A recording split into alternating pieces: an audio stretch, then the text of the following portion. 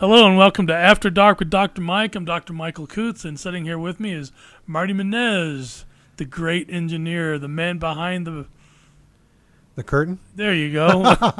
Didn't know exactly what to say. The engineer genius. How you doing tonight, Marty? I'm doing pretty good. How are you doing? Pretty good. Pretty good. I'm doing all right for having a tube down my throat earlier today, but you know, miracles of modern science, modern medicine, right? Absolutely. You know, one thing that's been on my mind, though, since you and I talked last, it's about hate and religion and religious ideologies and all these things that kind of roll into one. When you were talking about, for instance, people grooming hate, people wanting to hate, people finding reasons to hate and point the finger at other people.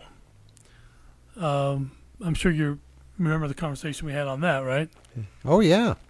Everybody wants, well, I shouldn't even say everybody. Let's just say that there are those that manipulate others, and one of the ways that they are able to manipulate others is to, the old school ideology is divide and conquer. And how do you do that? You blame a certain party for all of the other party's woes, and you pit them against each other. Because if they're pitted against each other, they can't look at what you were doing. That's exactly what Adolf Hitler did, and all of his Gestapo and SS and higher command was extremely good at doing, was pointing the finger at the Jews and the Gypsies and everyone else and blaming them for all the problems and woes of Nazi Germany, Germany in general for that matter, and thus began the Holocaust. That's right. It was... they blamed the Jews for so many things. They blamed the Gypsies for so many things. Those are the entire reasons why everything's going so south. And if we get rid of them, it will be oh so much better. Not realizing that it's just one small section of individuals that they're getting rid of. And then when that doesn't solve, they get rid of those individuals, and then when that doesn't solve the problem, then they say, oh, well, now it's the Gypsies, it's the Gypsies, and we need to get rid of them, and then the problems will get better. And then getting rid of the Gypsies doesn't fix it. So, well, we need to get rid of all those people who aren't patriotic enough. And so then they get rid of them, and then by the time they come for you, it's like, whoa. Well, that's exactly what we're seeing in America today. You know, we're talking about the Muslims this, Islamic that, and then, of course, you have the internal strife for the ultra-right-wing, the mega-Christian groups and stuff like that, like these new religious act laws. They're supposed to be for religious freedom for everyone, but actually they're only for the specific churches and Christian groups that actually help make that law come to pass. And so now we're starting to point the finger like...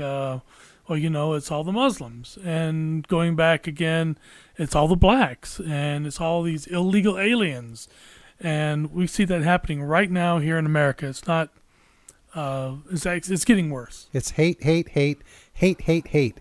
Anybody that's different from you, you need to hate them, and as long as you're hating someone else, you're not looking at what those who are in power are doing at Absolutely. all. And they're basically robbing everybody blind. They're taking away freedoms from everyone because they need to divide and conquer. Well, when we first went to the first Gulf War, and everybody was driving around saying that all these lies that were told by Bush and Cheney about the weapons of mass destruction, that's it, and who did it and where they're at and all this type of stuff. You had people driving around with flags out their windows of the cars screaming, USA, USA. And that's when we had people being attacked on the streets by these ultra, mega patriotic people who didn't go out to fight the war, didn't even try to go out, didn't join the military, didn't do anything. They decided to stay here in America and start shit with everyone else. And that's when they were attacking like black kids and Muslims and kids from India, Pakistan, even other, whites who didn't fall into their particular category of who was right and who was wrong type of a thing. Right. And that was happening all over America. Oh, you hippie commie bastard. Yeah, and everybody I'll just say it, most of the conservatives and Republican type people were saying, that's it, that's patriotic. No, it's not. That's pure hate. Oh, yeah. That's directed hate. Well, it's not even... They're trying to divide on every single level that they possibly can. They want to divide you based upon your race. They want to divide you based upon your income.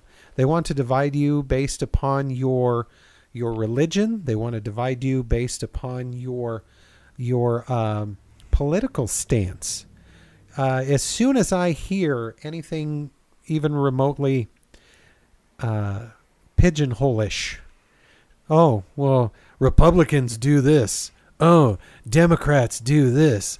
Oh, this race does that. Yeah. The ultra rich does that. The poor does that. Oh, those people mooch. Oh, these people this. Oh, these people that. As soon as you hear that, that should be a red flag to you, letting you know that you're being taken advantage of. Oh, absolutely. And I think one of the biggest things to look at now is that it's not just like you were just saying. It's not like it's just on one side. It's on both sides. Absolutely. The left and the right, and and everything in between. Whether it's a ultra conservative Christian or an atheist, everybody's got their hate agendas, and it's sprouting in America right now like a very well-oiled machine or a very well-tended garden. It is growing like mad in America. It's in every one of those organizations' best interest to do so, to where they come out and they say, well, they're going to take your guns. Oh, well, we need to take those guns away. I mean, no matter what side of the argument you're on, whether you're pro-vax, anti-vax, vax safety, it doesn't matter. If you have an opinion about anything, they will squash you and marginalize you. You're not allowed to have an opinion other than what everybody else thinks. And if you don't have the same thoughts that they have, well, then you're against us. They want to divide you in every possible way, in every possible opinion. They want to divide you. But as you pointed out, the United States of America claims to be a democracy. And a democracy basically means mob rules. That's right. And you call it what's America actually? We're a constitutional republic. A constitutional republic, which means basically we elect idiots who are lesser men than we are to make rules and regulations and laws to guide us and make us do things. Not necessarily. Okay. Okay. The whole ideology behind the constitutional republic is to where you get some common sense people who have common sense. And we haven't had that in a while. No, we haven't. To where they come in and they say, okay, this is the basic set of rules that we have. You can do stuff as long as it doesn't hurt others. That kind of mentality. You're supposed to be able to have freedom to do the things that you want to do as long as it doesn't really hurt anybody else. To where if you go out and you earn $10, or you go out and you bust your behind to where you acquire goodies in your pursuits, that those goodies belong to you. I mean, we can go step by step through the Constitution, but all you have to do is basically pick up a copy, read it, and it's supposed to be this very simple thing, okay? A constitutional republic is basically rule of law. It's a set of laws that were supposed to be easy, that everybody could understand. Simple laws, not laws that are 1,000 pages long. They're supposed to be laws that apply to everyone across the board, not just, the unwashed masses as the legislators would have you think, because they get to do things that you don't. They're above the law. No.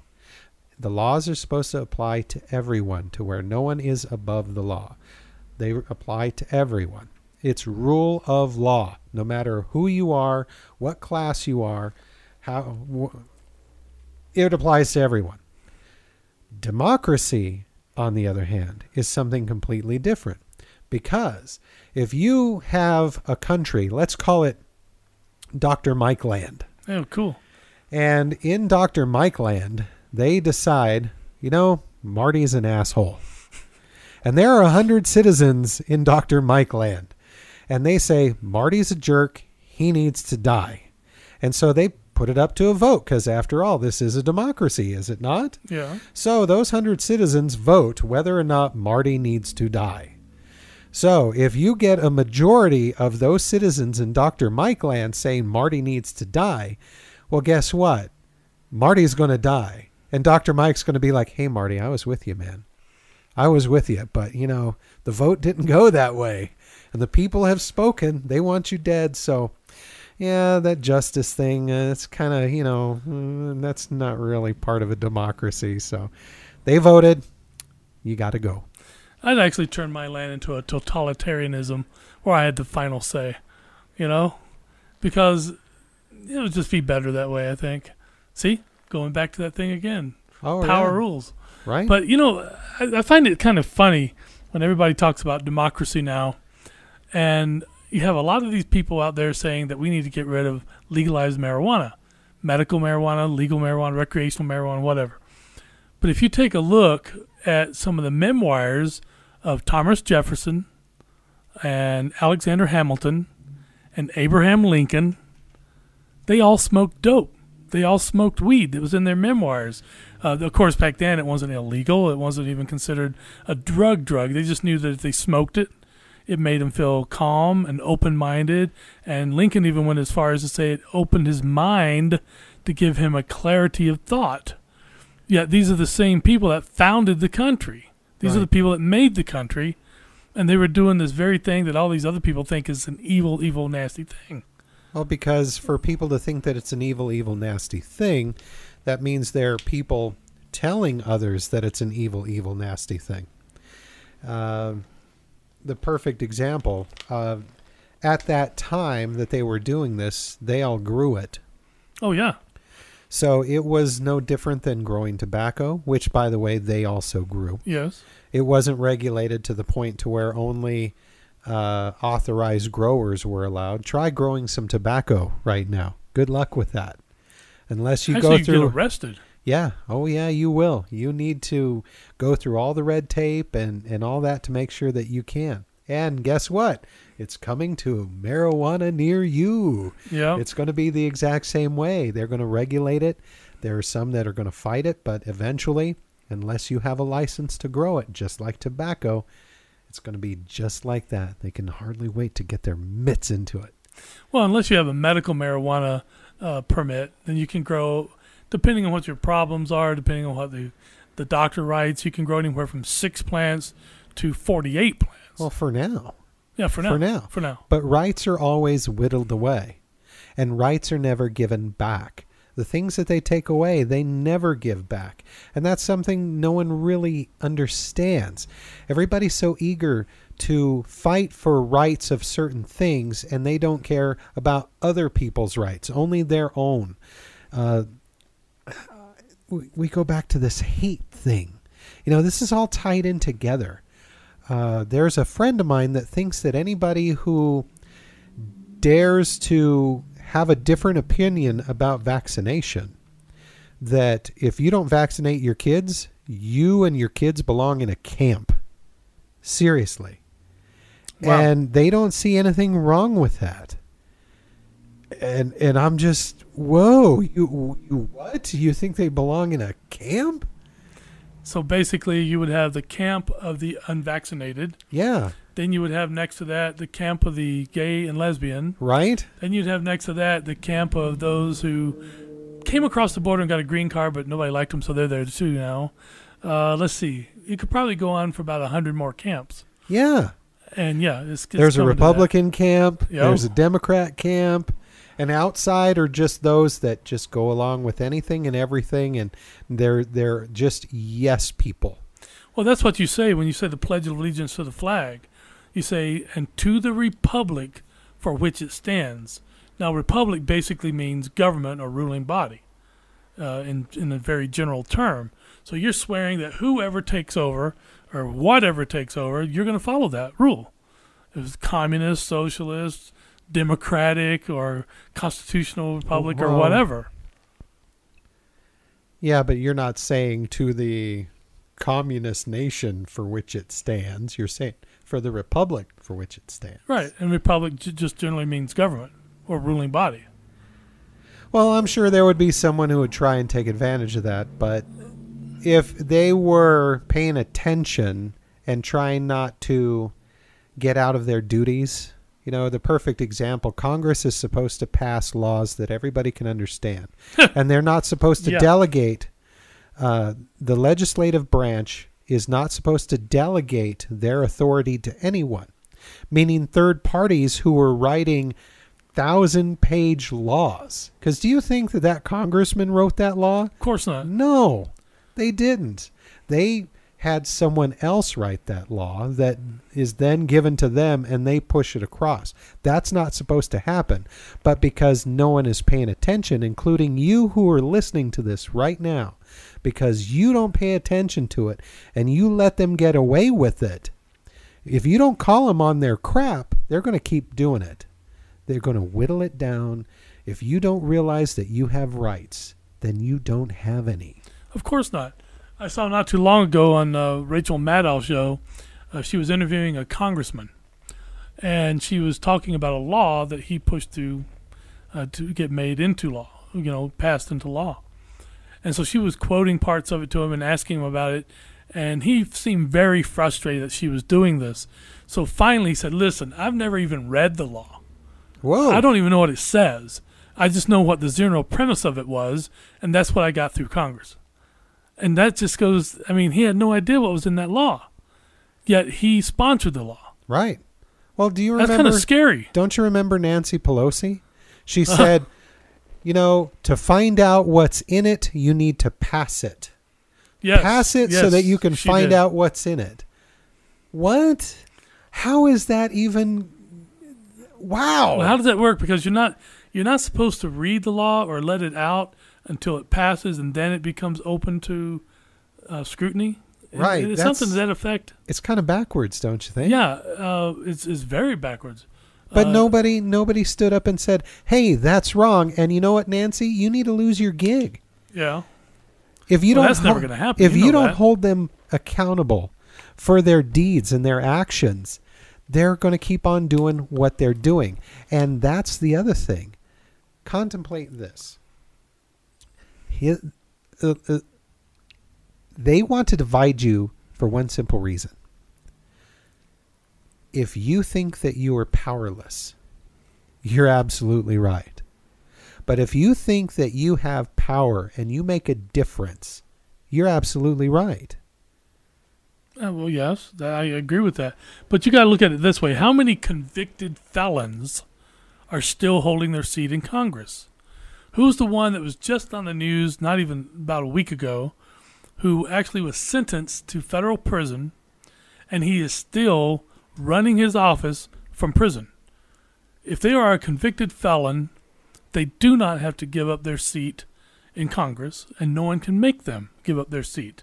And the one other congressman in New Jersey that just got out of prison was immediately on the next election reelected into office for wrongdoing in office, was sent to prison. Now he's out, and they want him back. Wow. And so I don't understand that at all. So you can be a congressman, a senator, break the law, become a convicted felon, still maintain your position, and still get it back when you get out of prison. Right. Okay. Well, lost. When you talk to someone about that, Dr. Mike, what do they say? Well, there's nothing I can do about it. That's what everyone always says. Well, there's nothing I can do about it.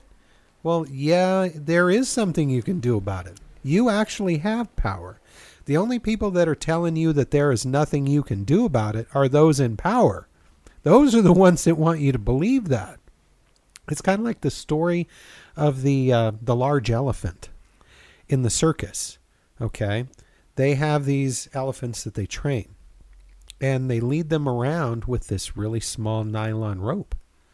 And this elephant is huge. I mean, it's huge as this room that we're sitting in right now. But yet this little nylon rope that, has maybe a 200-pound test, You know, in other words, you pull it with 200 pounds, the thing will snap. Right. 200 pounds to that big elephant is nothing. True. Nothing at all. The reason why the elephant thinks that this little rope can hold it is because when the elephant was small, when it was a baby, this small little rope used to be able to hold it. And it would try and get away, and it would try and get away, and it would try and get away. But it couldn't. So it became conditioned to think that this small rope could hold it, could restrain it, not realizing that it's older now and bigger now, and this rope wouldn't do anything but just go snap, and it could go do whatever it wanted. But because it's been conditioned. We're being conditioned the exact same way by the words, there's nothing you can do about it. Yeah. Well, what can you do about it? There's nothing you can do about it. Well, what can you do about it? We always hear that over and over and over and over again. We're in this collective hypnosis. Well, there's nothing you can do about it. Over and over and over again. But that's been around for a long time. And what was the old adage people used to say? You can't fight City Hall. Right. Which is a lie. Yes. It's a total lie. Absolutely. Yes, you are absolutely correct. And the people do become conditioned to that because they see it happening and they don't see Congress doing anything to correct it. And they figure, well, these are the guys we elected. These are the people in power. They're not doing anything about it. What can I do about it? What can I do about it? Yes, absolutely. In my lifetime, have never seen this much in the line of hatred, violence, killings, anti this or that slogan, stuff on Facebook, stuff on Twitter, stuff on the internet. It's amazing. It's absolutely amazing. Oh, yeah. It's almost like going back to the Jim Crow laws, except these laws are expanding to cover a hell of a lot more than just a particular race. This is covering a multitude of race and religions. Right. And all this stuff. And under these new Religious Act laws that 3 or 4 states have passed now, it seems to, well, there's no seeming about it. It only applies to Christians because you can still say you will not serve anyone who comes in with the traditional garb of a Muslim, of a Hindu, or a Buddhist, or anything. You can refuse service to them. That's not religious freedom. That's not religious recognition. You know, even Jesus himself said in the New Testament, if you go into a town, preach the gospel, they don't want to hear it, turn your back, walk away. When you get out of the town, wipe the dust from your feet and move on. Leave them be. He didn't say, well, then we'll go back later when it's dark and we'll hang some of them, we'll set their place on fire. Cut off their heads. Yeah, all this kind of stuff. Well, you're talking about ISIS, and you're talking about a whole different ballgame there. I think that is like, that's like Satanism XL, you know? Oh, yeah. I think even Satan's sitting down there reading his newspaper, looking at his large screen TV going, what the hell did that have to do with that? You know, these people are some sick fucks, you know? What was it on the movie Dead Men Don't Wear Plaid? Do you remember that with Steve Martin? Oh, yeah. Great film. And they were arresting the Nazis. He says, I pity the devil the day you boys start showing up in bunches. You know, and that's exactly what I think is going on with this. I mean, you just went from what's happening to a way off extreme because those people are doing stuff that I don't think is in any holy book. I don't think it's in any satanic book. No, but hate is hate. Yes, it is. And if left unchecked, which is what's happening there, because they've already gotten rid of everyone who has argued. Yes. And that's what happens when you get past that. See, we're in the first stages to where they're trying to divide you and achieve a level of power to where no one's going to really stop them.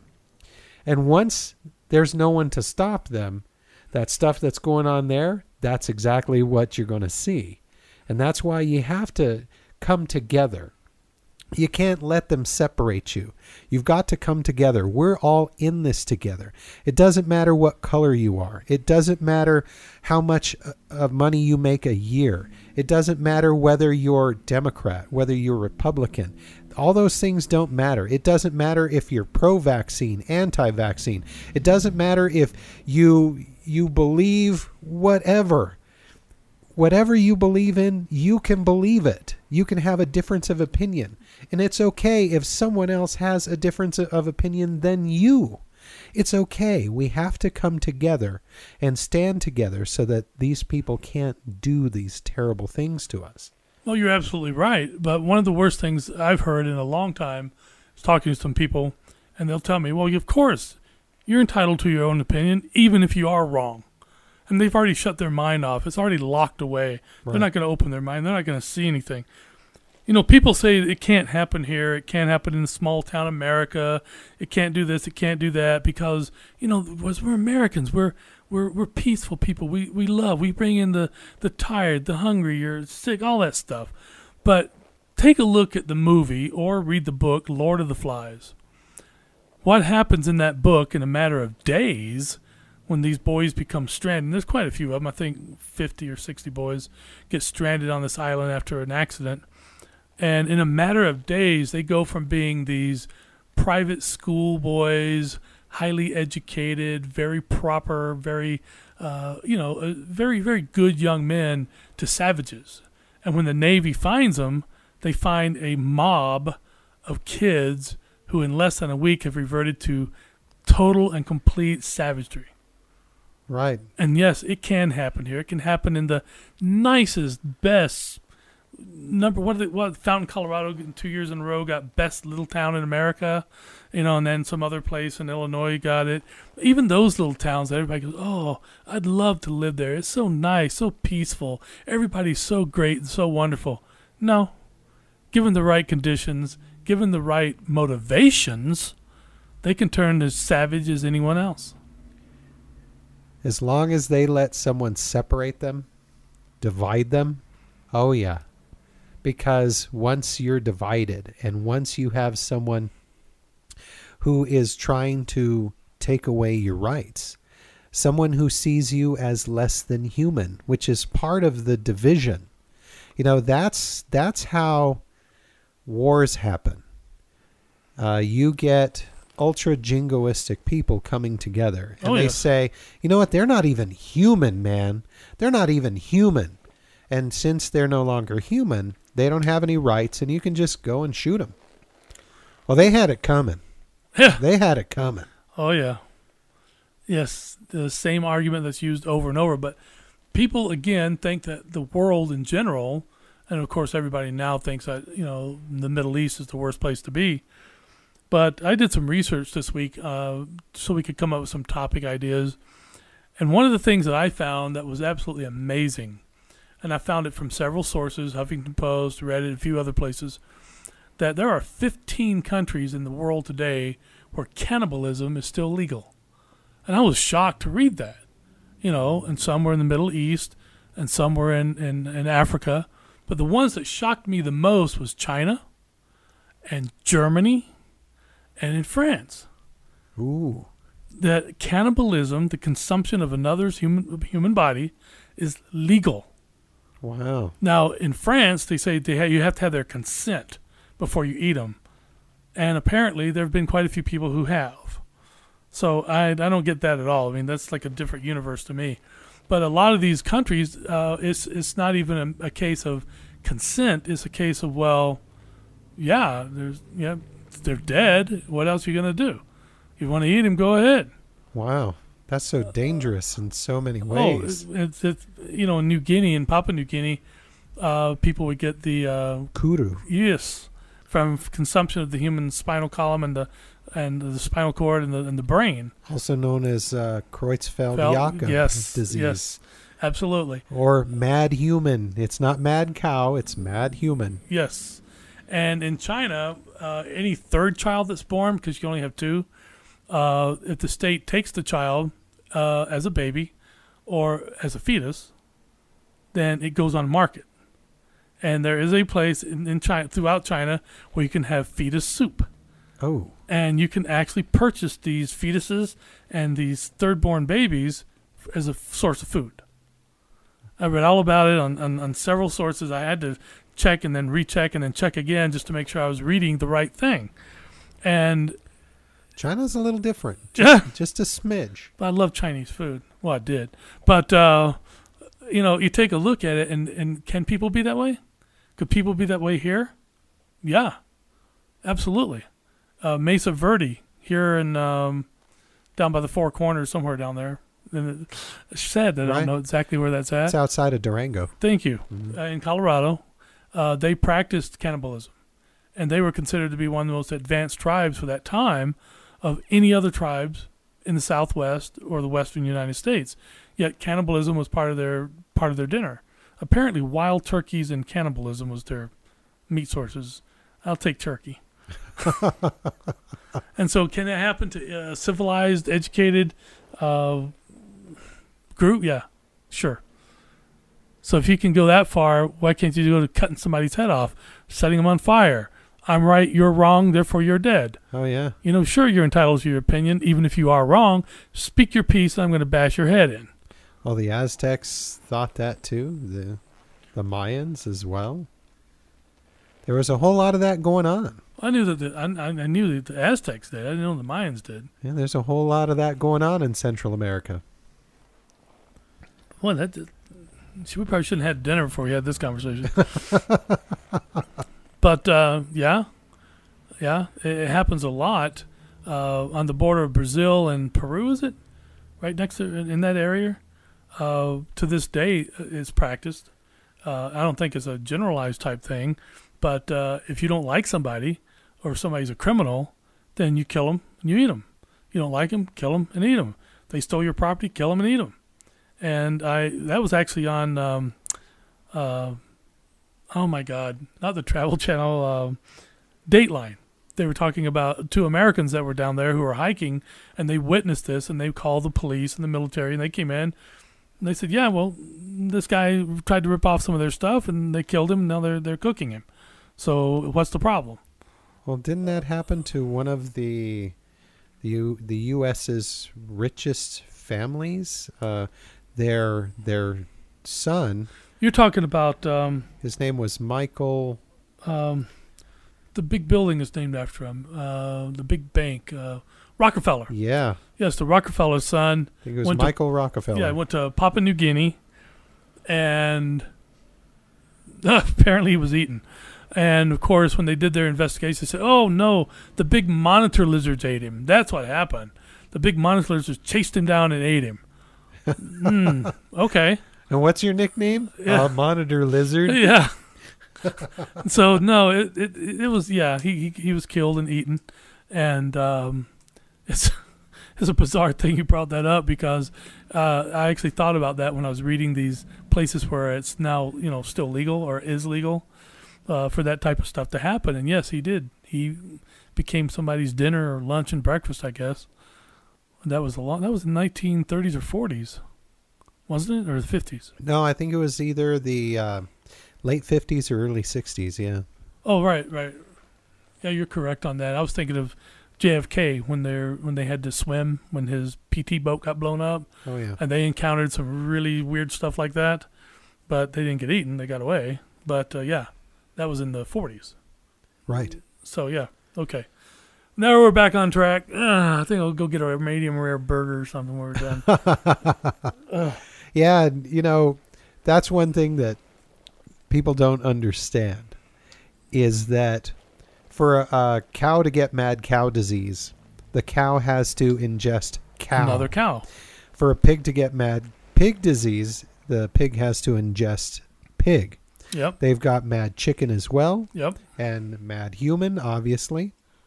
So, I don't know why it's so prevalent because it's obvious, at least to me, in a logical sense, that the human body really isn't made to. Well, we're not supposed to eat our own kind. Yeah. That's throughout that just goes to show this entire stretch of the conversation that humans are capable of anything. And if you take a look at statistics, there's over 1,500 cases of this kudu in China. There's over 1,000 cases modern in New Guinea and in Nigeria and other places where they can do this stuff. And then they have what's called funeral cannibalism, where after a person dies, to keep them alive, the family eats them so their spirit can live on in them. Basically just long enough to go through the bowel system as far as I'm concerned. But anyway, So yeah, humans are capable of virtually anything.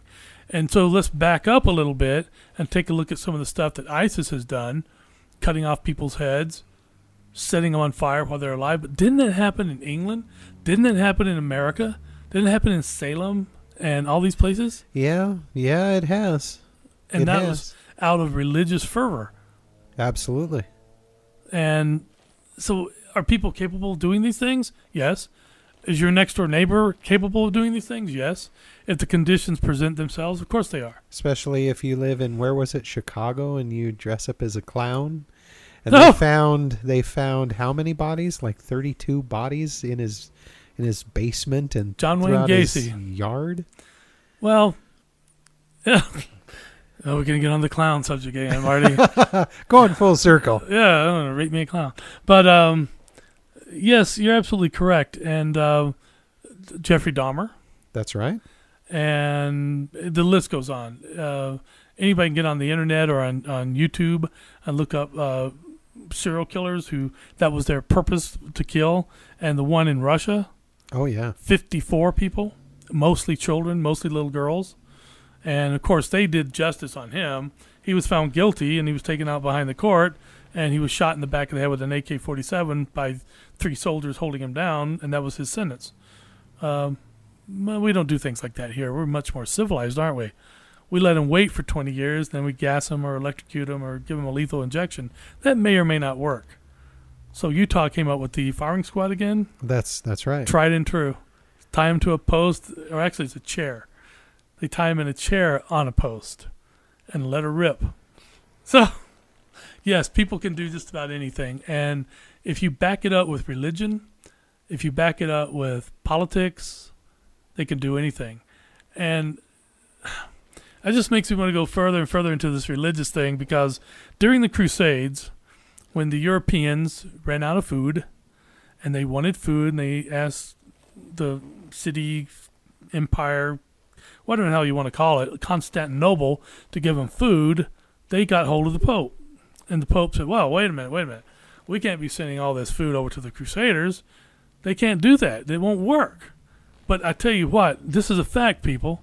The Muslims are less than human. You know that. That's why we're over there having the Crusades. They're like animals. So that's what Constantinople was saying. Well, the Pope passed it to him, to whoever was emperor at that time. I think it was Constantinople. Constantine. Constantine. Thank you. Wow. This is not a good day for me, Marty. Yes, Constantine. So he told him, well, Muslims are less than human. Eat them. And they're like, oh, that makes a lot of sense. They're no different than cattle. And so they started eating the people they had killed. And they even wrote back to the Pope saying, thank you. It has saved us. And the children are the best. The meat's the finest. And that is a matter of record in the Catholic Church. You know, and it was all based on religious ideology. Well, just as a side note, What? Did you know that when big cats eat a human being, they have to be put down because after they eat human, they don't want anything else? Yep. And the same allegedly with bears. I like bears. Shouldn't happen. But bears like people too. Well, the bigger the bear, like the... yeah, okay. No, that's for another show.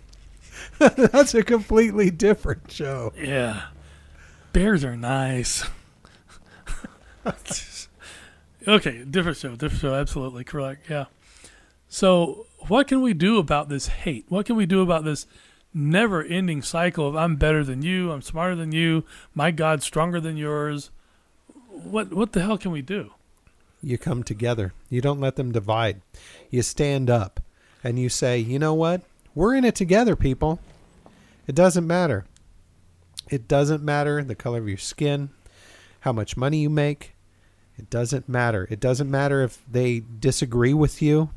We're all human. We're all in it together. We all have the same rights as each other. None of us are subhuman. We are all human beings. And as soon as we realize that, and that we all have rights to stay alive, rights to have feelings, rights to have opinions, we have to remember that. And as maybe a little tolerance. But how come it is then that when people do try to come together and unify, that they wind up getting arrested in many cases. Gee, I wonder why that is. Apparently that's not something that those who are in power want you to do, right? Of course not. Well, so that's when you do it. You have to stand up and you have to say, you work for us and you want us to go away? Well, no, we're not going to go away. And yeah, some of us might go to jail, but if everybody wakes up and says no more, they can't put everybody in jail. But if you elect an official in your state, let's say a state senator or a congressman or a congresswoman to go to Washington to represent you. Now, let's say you show up at your state senator's office. You go to your congressperson's office. If you show up unannounced and ask to speak to them, you can be arrested.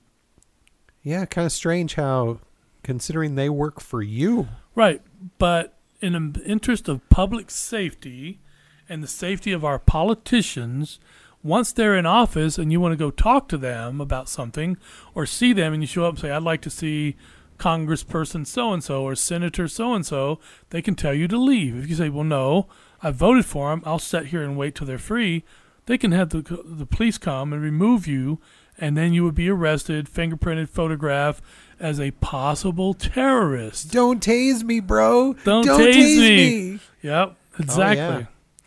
And so it's almost impossible. I mean, the people would have to come together in a force so great that it would be like the French Revolution, off with their heads. Yeah. You know, I mean, it literally would have to be that way. And did you know the great politician that wrote, "The fields of freedom must be watered with the blood of tyrants and patriots from time to time"? Now, who said that? Well, I thought it was the Tree of Liberty. Yes, Must you're right. be watered. You're correct. And who said that? I don't know. Who was it? Well, it was actually in the Jefferson Memorial and in the Lincoln Memorial. It's been removed from both. I wonder why. The plaque has been removed from both of those memorials that said that.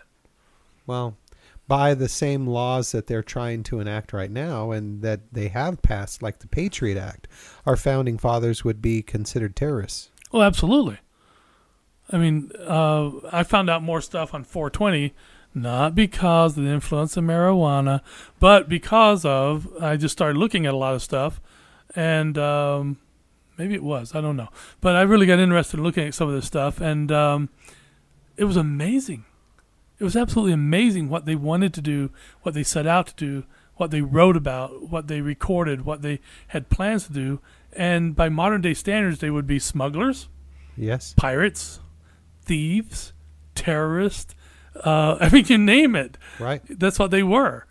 But they were our founding fathers, and their principles were sound to save us as a nation. They went to war with the greatest power on the planet over a 3% tax. Right. 3% tax on a breakfast beverage. Yep. 3% tax. You people are paying maybe 30%, 10 times that. And you go, well, what are you going to do? There's nothing we can do about it. What are you going to do? You can't fight City Hall. Well, I'll tell you, the tax system on gasoline, for instance, which we have to have if you drive a car, unless you know some other way to do it, and on cigarettes. Now, I don't smoke. I don't smoke cigarettes, but I remember when they were 50 cents a pack. Uh-huh. And when you take a look at it now, excuse me, I think, I might, you have to look it up online to be sure, but I think 75% of the price of a pack of cigarettes is a federal tax. That's right. And gasoline, too. And That's gasoline is the same way. So technically speaking, let's say, for instance, if you pay $8 for a pack of Marlboros, the pack really only costs $2. You're paying $6 in taxes. Let's say gasoline is $2.49 a gallon for premium. Well, the gasoline itself is somewhere. Actually, I just read this on Google. The price of the gasoline itself is around 65 cents. That other almost $2 is a tax on it. Hey, but Dr. Mike, you're not paying your fair share.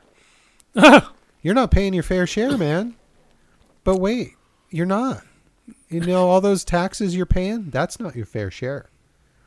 taxes on alcohol, taxes on tobacco, taxes on gasoline, taxes on the groceries that you buy, and taxes on anything that you buy. If you buy a television, a computer, a car, all those taxes that you're spending, you're not paying your fair share. You need to pay more, Dr. Mike. Well, more. They keep quoting. One of the Rand Paul or one of the other ones running for office was talking about how lucky we are in America because in Israel they pay 50% tax. But then again, they have free medicine. They have the military. Everyone serves. Everybody gets an automatic rifle. Your taxes. Automatic rifle. Yes. And so, you pay 50%, but it's almost like you're prepaying for certain things that you already get. And they give you ammo, too. Oh, absolutely. Lots of it. A couple grenades, too, like Switzerland and Sweden, Denmark, Norway. Yeah, you pay 40 to 50% taxes, but it's almost like prepaying for your medicine, for your military service type stuff, for travel. I mean, all kinds of stuff. Well, because everybody is part of the military. Yes. And so when you take a look at it, are we lucky because we don't pay 40, 50%? No, because it didn't start out that way in America. And it was actually income tax, for instance, was never intended to be.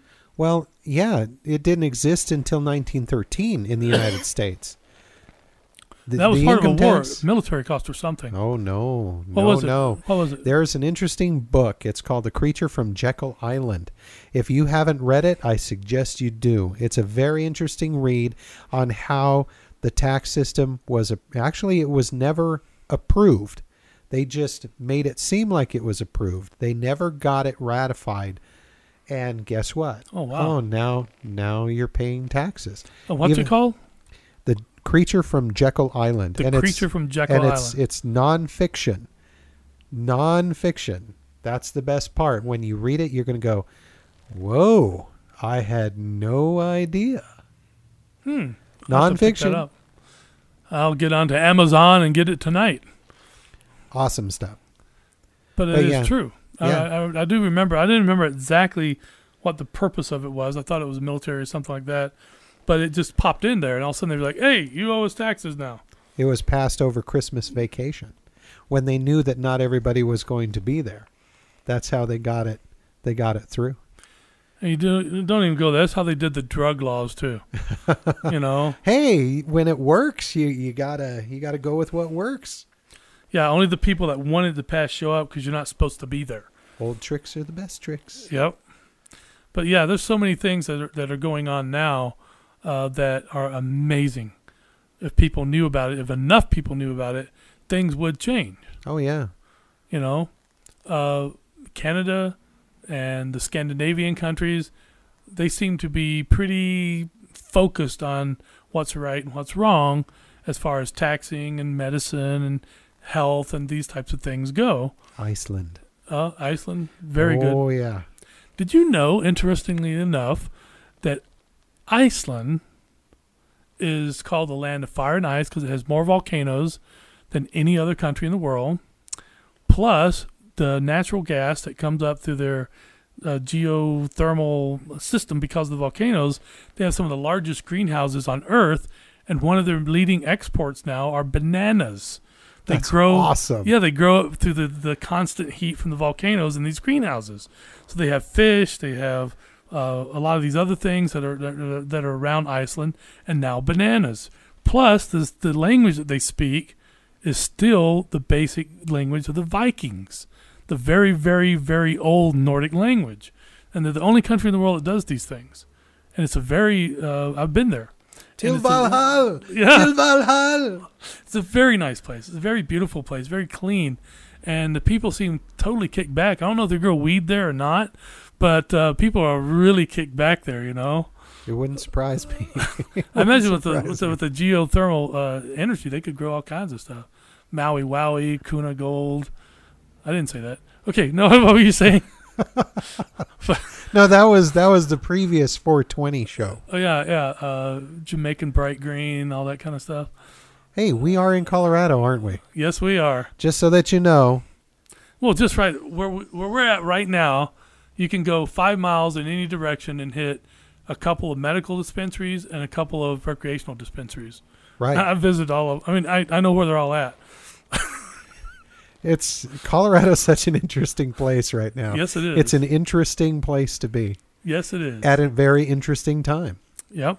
In fact, there was just an approval.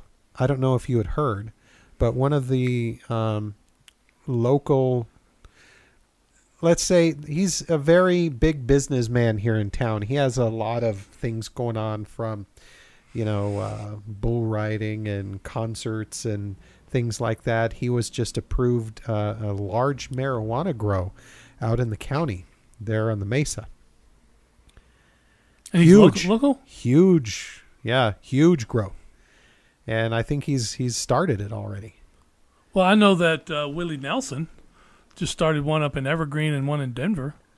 I'm not surprised by that at all. Hey, Willie. Yay. No, but yeah, it's all around here, and I don't see any. Now we're getting off on something else, but it's I don't see anything wrong with it. Hey, you asked how to turn the hate around. You got to come together. Absolutely. You got to come together. But just one last thing on the marijuana. I would rather have 100 stoners in my house at any given time than one drunk. Oh, that's true. Going back over 30 years when I was a police officer for 10 years before I became a doctor. I went to school and did all that and became a doctor of forensic psychopathology. I remember I dealt with all kinds of stoned people, hash, marijuana, and the only thing I ever had to do was maybe repeat myself 4 or 5 times. Dealing with one drunk, almost lost a finger by a guy grabbing my hand and biting into my finger. Almost lost the finger. And the drunks were the worst, most horrific people to deal with. So yes, I'd rather have 100 stoners in my house than one drunk. Well, you know that I used to work in the alcohol business. And yeah, you used to make moonshine, right? No. No, I worked at a local nightclub. Yes. and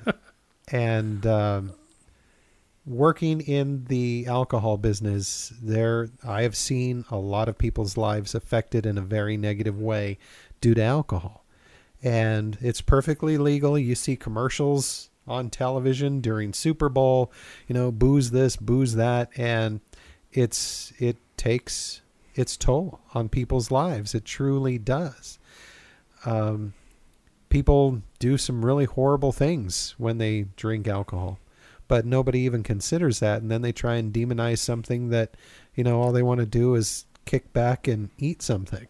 Well, it's kind of weird how that happens. How many people die in America due to alcohol every year? Just in accidents. I'm talking about car accidents. A lot. It's almost 20,000 something. Yeah, it's a huge number. Nation. It's a huge number. It's an outrageously huge number. It's in the millions when it's medical complications due to alcohol. Absolutely. Yeah. How many people have allegedly, totally unproven, died as a result of marijuana? 0. 2. 2? Yeah. One guy fell off his balcony, and they said, it's because he was high. No, it's because he took the rail off. Okay? He took the rail off, and he got high, and he was out there with his friends, started walking and walked off. If he had the rail, it wouldn't have happened. And the second one was a pilot who allegedly was starting to fly his plane here in Colorado, and he died. And when he was in the plane, sitting there dead, and they took him out, and they did autopsy, they said, oh, my God, he's got THC in his system. Marijuana killed him.